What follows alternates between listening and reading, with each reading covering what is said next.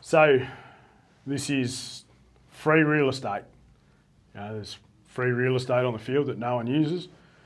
So I ride a lot of other people's horses. Going to clinics, they, especially if you fly there, they have to provide you with a horse because I do all my coaching mounted. And the polocrosse horses generally, so here's a horse, as you can see, he's got ears and a tail, so what else do you need?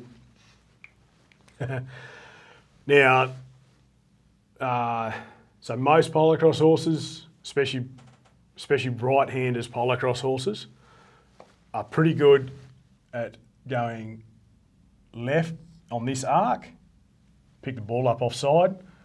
They generally turn out of the lineup pretty well, and sort of sometimes both ways, right? And now, I'm not riding excellent horses. I'm not riding, people's great horses. Very rarely do I get the opportunity to say, geez, have a feel of how good this horse is going. I don't generally get to ride those. So, but this is what I feel when I ride other people's horses, is that they're pretty good at arcing left, they're pretty good at left-hand turnaround, and like from stopped in lineup, and they're pretty good at turning right from a stop most of the time. Right? But there's the free real estate part of it, and what about the rest of the turns that you've got on your horse? What about 90 degrees, 45 degrees, 120, 180, and then the same the other way? So I want all of these turns on my horse. On my 45, 90, 120, 180. And in the other videos that we've done where I've been riding, we talk about not having a plant foot with your back feet. You want your feet to be up and moving around, little steps. Right, so you're making a big circle with their front end and a small circle with their back end. Right?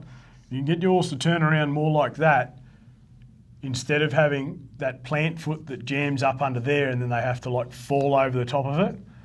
If you can get your horse to turn around like a sprinkler, where you go duk, duk, duk, duk, duk, well, now you can choose, because his back feet are going to do a little circle here, right?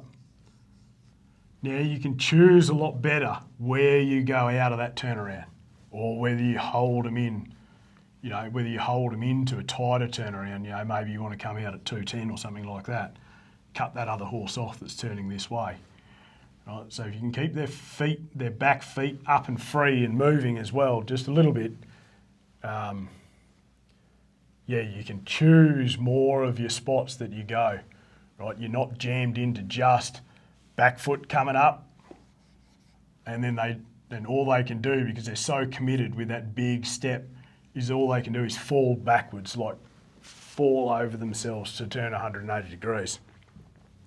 Works fine in the lineups, but what about if that ball hits and just pops forward? So many times I've seen horses that like cracking turnout and they're gone, but the ball was left down there and they're done. Or same, the horse commits too much to a big turnaround on that cow in the camp, and then the horse overcommits, overshoots the cow, and he just ducks around and just walks past where you were.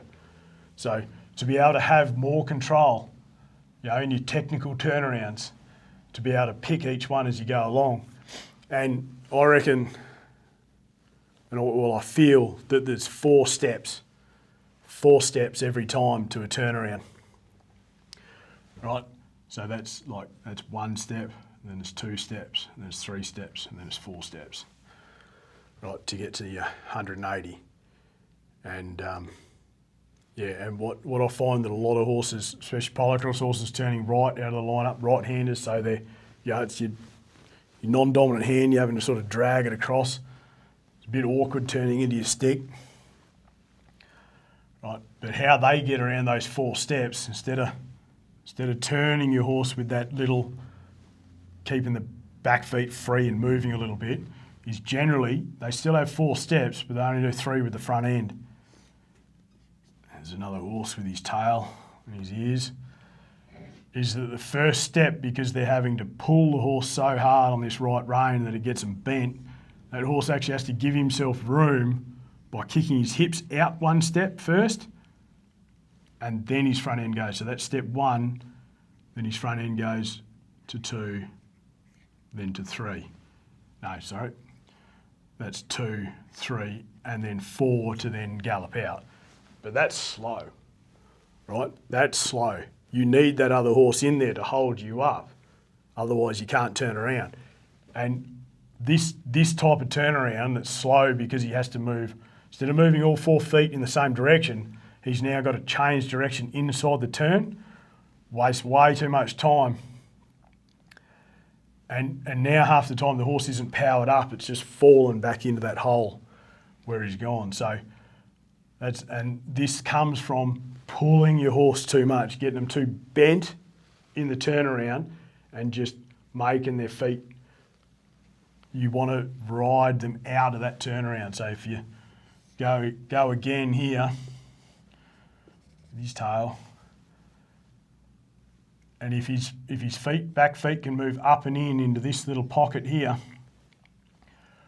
well, now you might be able to cheat and have to do one less turn, because if all his energy is going that way, his back feet included, all his energy is going that way, well, then it could just be like that's 1 step, that's 2 steps. Just look how close we're getting now, and 3 steps is here, rather than having to kick out for 1 step first and then the front end goes, right? I reckon you'll find the best number 3 horses end up turning out the lineup like this, and why they're faster is because they're only doing 3 steps instead of 4.